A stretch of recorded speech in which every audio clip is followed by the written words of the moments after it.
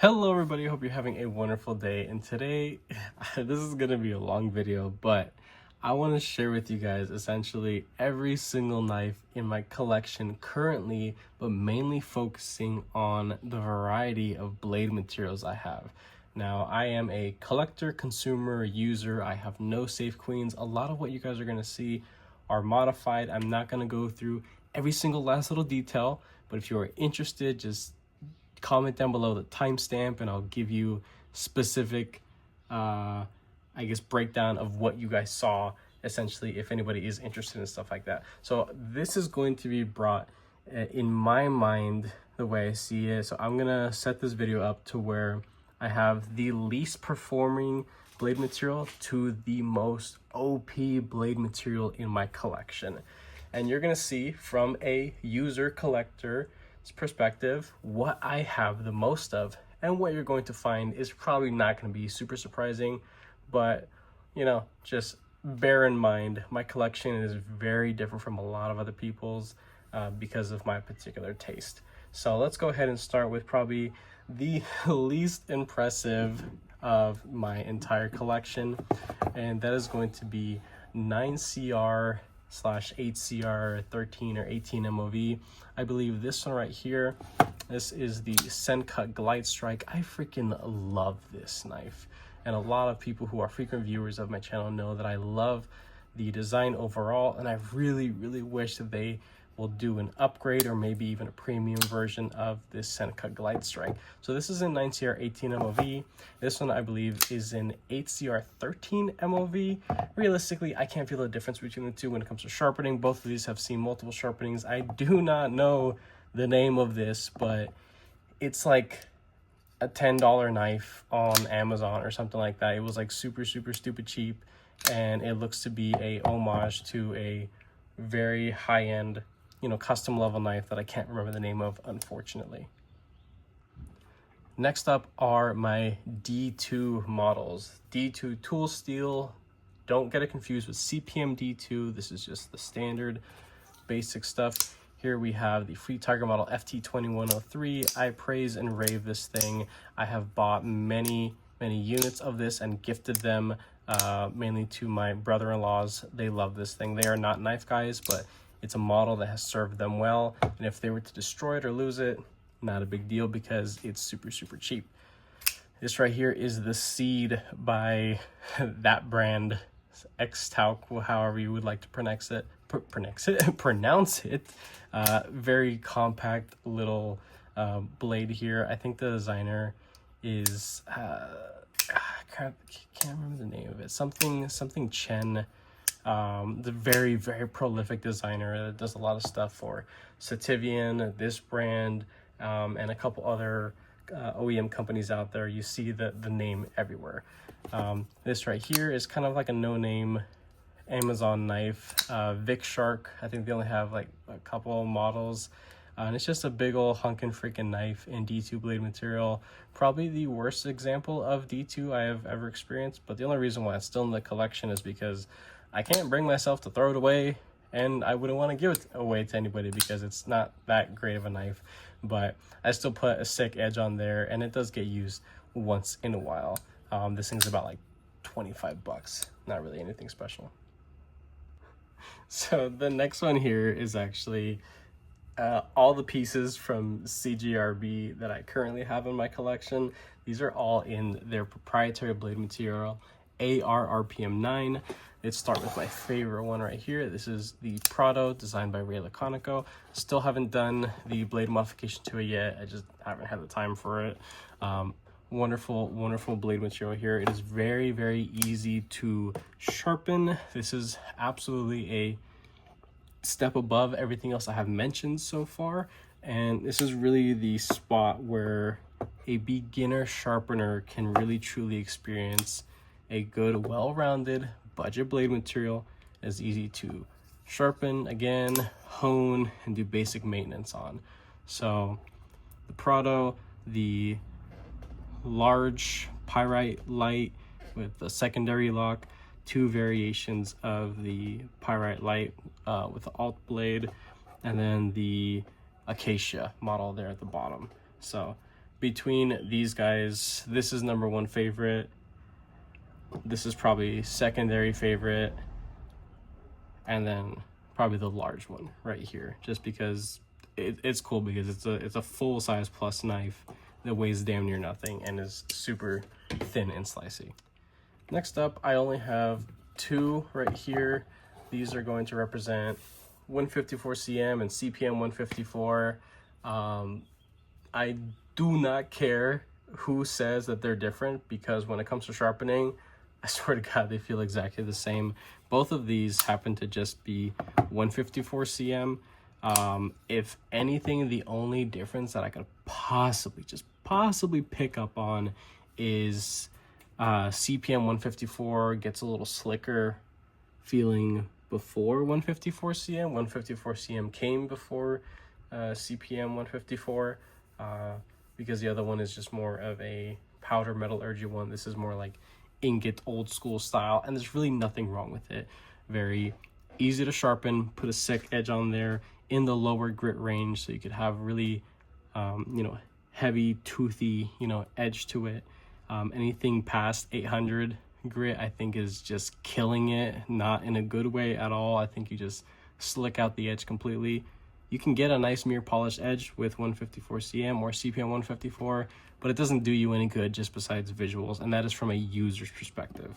So here we have the Kaiser Coniferous V, and then this is the Dirk Pinkerton designed Main Street right here by Concept Knives. This is a crossbar locking variation. There are many different types of that model right there. Next up is going to be M390. Bowler M390. This one right here is going to be M390 MK. Again, from a actual sharpener and user's perspective, there is no difference. So this is the beautiful Microtech MSI. Here we have the Riot produced Chavez Scapegoat. This is also a Riot produced Arcform Theory right here. And then this is going to be a Sativia model ST995. So these are all in M390. This one being M390 MK. Want to specify that just for anybody who cares, right? Heat treatment on M390 is something that is all over the place. This is the only US production or heat treated one, and honestly it feels no different than sharpening the Chinese produced stuff. So everybody kind of sucks at it, in my opinion, and I've never really felt like good M390, if that makes any sense. I would like to try out some stuff from like Spyderco to see if that feels any different, just because Spyderco is known for having some of the best heat treatment protocols. But as far as M390 goes, it doesn't impress me at all. I still consider it on the lower end of the super steel range. Up next is Nitro V. Now this is a really sweet blade material that you can get a higher polished looking finish, but still holding a lot of toothiness and bite to the edge. So from a user's perspective and a sharpener who, let's say you don't want to sharpen a knife after every single time you use it, like some of the softer stuff, this is something that if you apply a let's say a 400 to a 600 grit and do some light stropping, the bite will last you quite a bit of time with Nitro V, which is really awesome. This model right here, and sorry the background kind of blends in with this one, I have a wide variety of colors. This is actually a heavily modified Stinger designed by Fair & Forged Knife Works, produced by We Knife Co. This big boy right here, this is my beautiful Civivi Vexillum, and just a heavy duty blade for sure, and probably the best example of Nitro V in my opinion, just because with really thick stock it just feels like I don't know, I feel like it's actually well applied here, because it's robust enough behind the edge, thicker stock, and with the actual composition of the blade material, I think it's very fitting for this. And it's really interesting to see a lot of custom makers using Nitro V as well for fixed blades too, which is, it's interesting. But having it in a folder, I don't know, I feel like it just has a little bit more durability, a little bit more well-rounded for the price.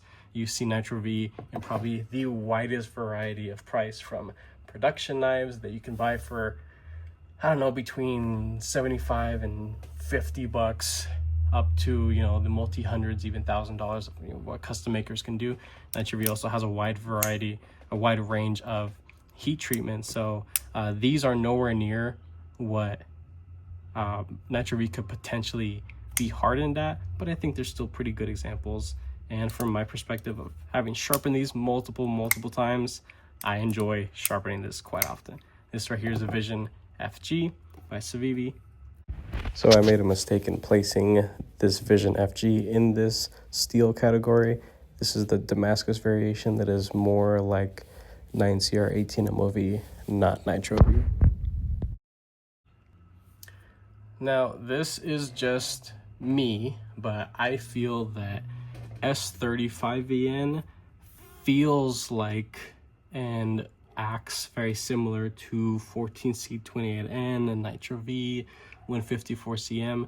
I don't consider it to be a super steel, but it is a very well-rounded steel. So this model right here, this one is the Concept Knives Loki 2, has a different blade material, designed by Steven Dunnick, a friend of the channel. Absolutely, I got to meet him one time. It's a really cool dude. And this right here is a cold steel model FM1. So I would say between the two, they feel kind of the same when it comes to heat treatment protocol. This one is produced in Taiwan. This is, you know, from Concept from China, and they kind of feel the same. So if anything, consistency is nice. I can't say that it's difficult to sharpen. It's really responsive to stropping, and just a step above for beginners, to, you know, to have like a good, well-balanced, well-rounded blade material. You're not really going to deal with much like corrosion and stuff like that. And that's something that I kind of miss when talking about the other stuff, but those aren't really ones that I would worry about corrosion, just because the area that I live in, it's the high desert. So cold and dry, and then hot and dry in the summer. We don't have a lot of humidity, but when carrying knives, you can see some tarnishing, some natural patina. It's very common. It's really not that big of a deal. But a lot of the stuff that I have coated and uncoated examples, and everything that I've listed so far, I can't say is like super corrosion prone. Maybe the D2, but the D2 examples that I had, they were coated. Let's see, those 1, 2. Yeah, so all three examples of the D2 blade material that I had were coated. But uncoated D2, yeah, you'll see a little bit of tarnish, but it's really not that bad. So this is the blade material that absolutely dominates, as in quantity. I have 10 knives that are in 14C28N. These are all claiming to be of different hardnesses. And I will say that while I consider 14C28N to be a mid-grade super steel in a way, just because of how responsive it is and corrosion resistance, most of the time 14C28N in my use case will chip before it rolls sometimes, but I do have some examples that are softer than others. For example, I think the hardest piece of 14C28N I have is going to be this Monocolor Knives Assault Team Model 1. This is a very inexpensive knife that you can get on Amazon. It was like 45 bucks or something like that, and you have titanium and all the good stuff.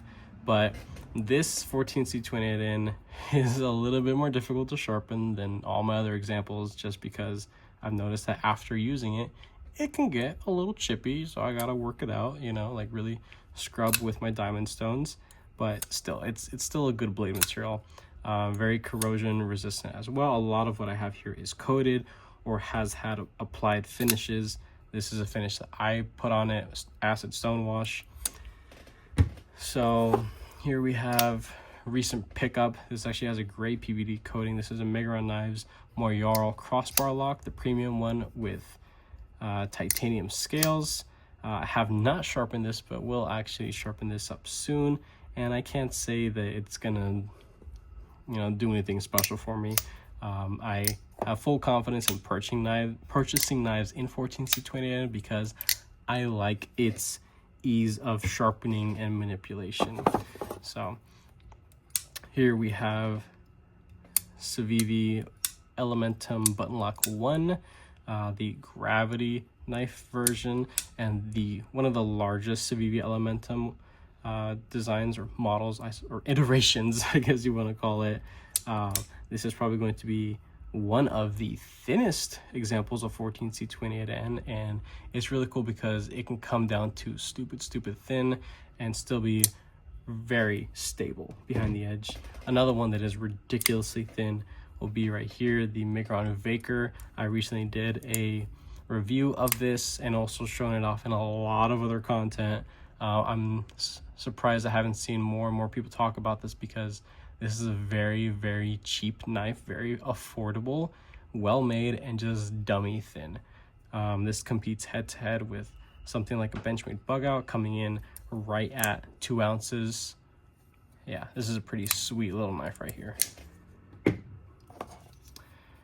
Next is the Kubi Knives Titanium Titty, or Titus. I forget the actual model number of it, but this 14C28N feels, for some reason, a little bit softer than some of the other stuff that I've sharpened, but really not that big of a deal. It really just feels like all the other stuff, but this will tend to roll before it chips, maybe because of the geometry. Geometry has a really big role to play in how a blade will perform, absolutely. So there's that guy right there. There are budget versions of this. This is obviously the more higher end one. Here we have, I think, the only piece of Vosteed in the whole collection. This is a Vosteed Acorn, and yeah, very stout, kind of stumpy chunk of 14C28N here. Thicker stock, kind of, you know, thicker behind the tip as well. Comes down to a decently thin edge, but performs great. I love this freaking thing. This is absolutely a budget knife, but it's hung around in the collection so long because it's just, it's a great freaking design. Here we have the Kubi Hound, Kubi knives, designed by Max right there. This is going to be a more tactically aggressive blade, very thin, very pokey with this super straight drop point right here, minimal belly, a good bit of straight right here, and yeah, that guy. Let's see if I can remember the name of this. This is the AM8 Knives Callista. Yeah, I think it's the Callista. Correct me if I'm wrong. A couple different deployment methods on this one. One thing I am not the biggest fan of is that for the overall height and the grind applied, it feels kind of thick. This is honestly kind of thick behind the edge. So to some people, you know, you might like that because of its overall robustness and having the properties of 14C28N. It's still a good knife to have. It's just nothing impressive, really. This one's a pretty fun one right here. This is the Cochise, designed by AZ USA or Azusa Blade Works. Again, the Cochise, kind of thick behind the edge, thick stock for the overall, you know, design, and relatively robust out to the tip. So this is going to be a harder use knife, definitely, or at least it's going to feel a little bit more robust than some of the other stuff that I've shown off, just because of how short the blade height is. This right here is going to be probably the best example, just well-rounded all over the place when it comes to geometry, performance, and stuff like that. This is a CMB Main Knives Predator, a very favored knife in my collection. I also gave away a custom one of these not too long ago here on the channel, and the individual that has it, I hope they're loving it because this is a sweet freaking knife right here. I believe I have a 16 or 17 degree edge on here, and I mean, it's performance all the way. I love sharpening this thing whenever I needed to, and again, very responsive to stropping. This right here is the Canoe Knives Compadre. I went ahead and, you know, did some light customization to the scales here. This used to be just the like reverse tucks, so this has a satin polished DLC coating over Vanax. Vanax is a blade material that I personally haven't had that much experience sharpening it, and I can't say it's anything special. I really put it in the super steel range, but more of like the entryway of super steels. It's well rounded.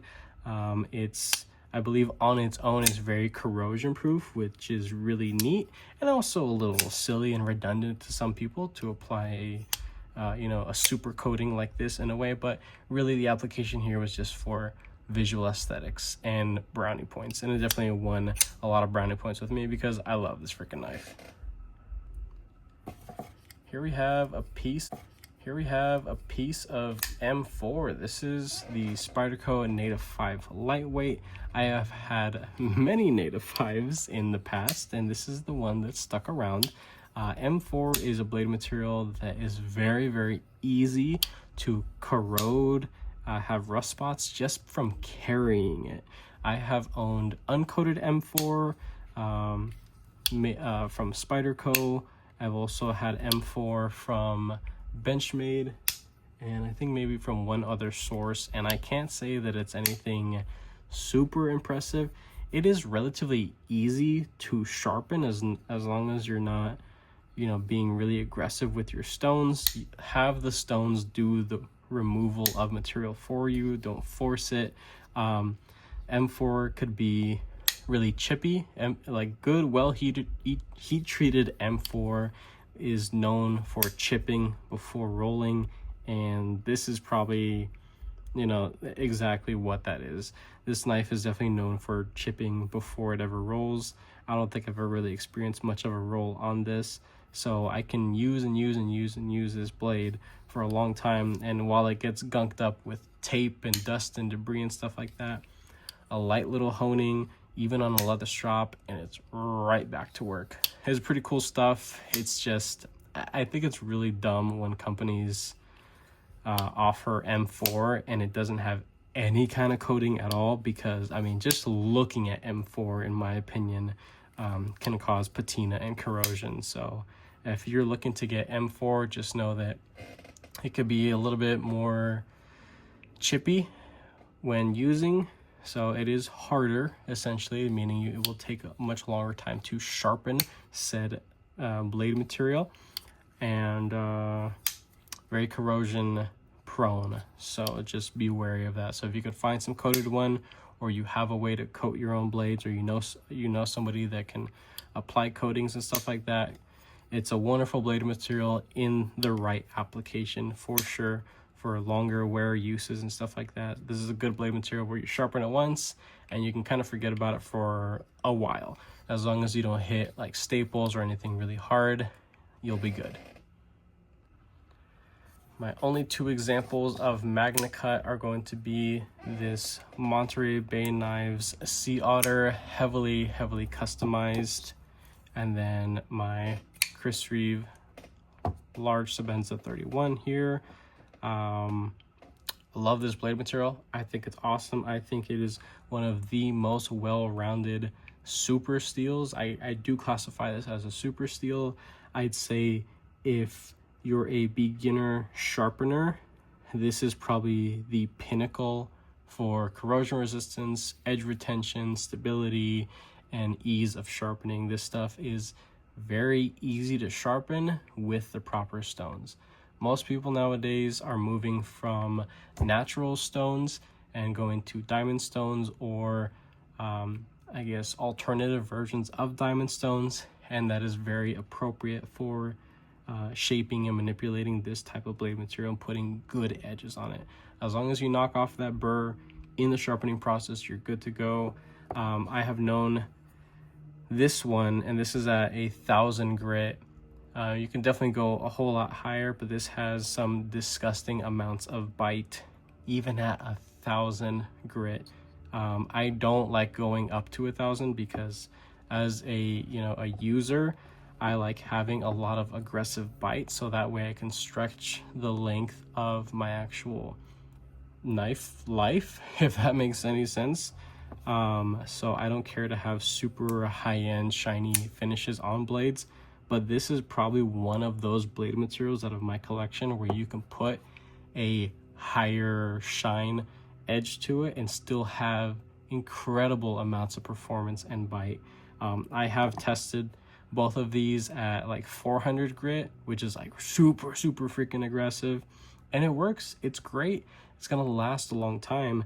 And then moving up to even 1,000 grit, it loses just a tiny bit of that aggression. It just becomes a little bit more refined, but that's it. I mean, it's still a really sweet blade material to work with. I freaking love Magna Cut, especially when it's heat treated properly. Like 62 to 64. There are even some custom makers that go up to like 65, which I'm not super crazy about. I suppose 1 point making the world of a difference, because from a sharpener's perspective, I haven't experienced that difference yet. I would need to handle some custom level stuff to really tell, because as expensive as this knife is, and this one here as well, these aren't custom knives, you know. I mean, these are you know, CNC production knives in a way.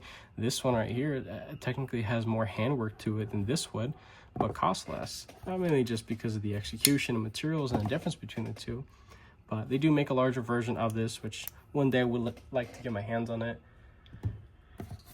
But yeah, this is one of my favorite knives to actually use and carry. Surprisingly, it being the most expensive knife in my collection, it's probably the one that sees the most amount of use. And last but most definitely not least is my Spyderco lightweight in CPM Rex 45. This blade material is not, I repeat, is not meant for beginners. If you do not have diamond stones or stones that are comparable to diamond stones as being able to remove material, don't bother getting this, because on natural stones, unless you are just really good at sharpening by hand on natural stones, sure, maybe, but yeah, even at my current skill level, this stuff is an absolute bitch to sharpen. It sucks sharpening this blade material, but once you get a good edge on it, it is just nasty. It is incredible. I love using this blade, but I hate sharpening it. And believe it or not, it gets even crazier with the Rex blade materials. Recently, GP Knives had like a coated, like a DLC coated and an uncoated version of a Spyderco Para 2, yeah, the PM2 essentially, and they had the Rex 76, which I saw some people talk about Rex 76 versus Rex 45. I don't have any Rex 76, so I can't tell you what the difference is, but I could just assume it's probably even harder to sharpen, and probably the edge lasts even longer than that. And then Spyderco also has the Rex 121 in the Sage 5. The lightweight and the full thickness one. I have yet to experience that, but I would love to get my hands on it. I'm pretty sure sharpening Rex 121 for the first time would break in any sort of sharpening stone media, absolutely, and it would take a literal day to sharpen that blade material, but the edge would probably last you, you know, hundreds of times longer than it did to actually sharpen it. So when you think about the usability versus the effort you have to sharpen it, it's still a pretty high performing, well-rounded blade material in my opinion. I've been told that uncoated Rex, or you know, CPM Rex knives, they are a little bit corrosion prone and they will see some patina, so you'll typically see them having a, you know, a DLC coating like how Spyderco does here. The only other company off the top of my head that I have seen any sort of Rex blade material was Kaiser. Kaiser did a Mystic, the full-size Mystic, like a year or maybe 2 years ago. They did Rex 45 on the Mystic, and a lot of people said in comparison to this exact knife that Kaiser's execution was just a little bit on the softer side and performed something that was significantly like underwhelming in comparison to the execution of this you know, HRC from Spyderco. I would definitely love to check out some Rex 76 and Rex 121 because those would be the absolute edge retention kings in my collection. So a couple other blade materials that I have had in the past, like N690. I think N690 is garbage, at least the production stuff. I've had PM60, 2 examples of it, both in the form of the Kunwu Chad and the Compact Chad. PM60 is super crazy high hardness stuff. It's an absolute bitch to sharpen. It's kind of chippy. I can't say that it's a great blade material because I don't think that those knives were worth keeping around in my collection. I would love to have some more of it and maybe ground a little bit thinner, because I do remember that the Kunwu Chads were kind of robust behind the edge, and it's probably because of just how hard that blade material is, as well as ZDP 189. I don't have any in my current collection, but I have had maybe 2 to 3 different knives in ZDP 189. It's cool blade material. I like it, but it is very corrosion prone and typically done in a sanmai or a sandwich or, you know, taco styled you know, application or execution to have the actual blade material. I've had things like VG10 and all sorts of other blade materials, but realistically, all the stuff that I have currently, this is just the stuff that I like. Let me know what is your least favorite in your current collection, not what you've experienced before or what you think is the worst blade material. Tell me. I want to know what your guys' most overpowered blade material is in your collection, and the most and the worst one. So I want the full range, top to bottom. So I want to know the highest and the lowest. Comment down below. I'm very curious to see what you guys, my wonderful audience, has throughout their collection. If you enjoyed this video or found it educational in any way, go ahead and leave a like down below. If you are subscribed, thank you so much. I appreciate all your guys' support and your patience. Of course, if you are not subscribed, please consider subscribing, because I put more videos and content carrying you guys this way. With that being said, I hope you have a wonderful rest of your day.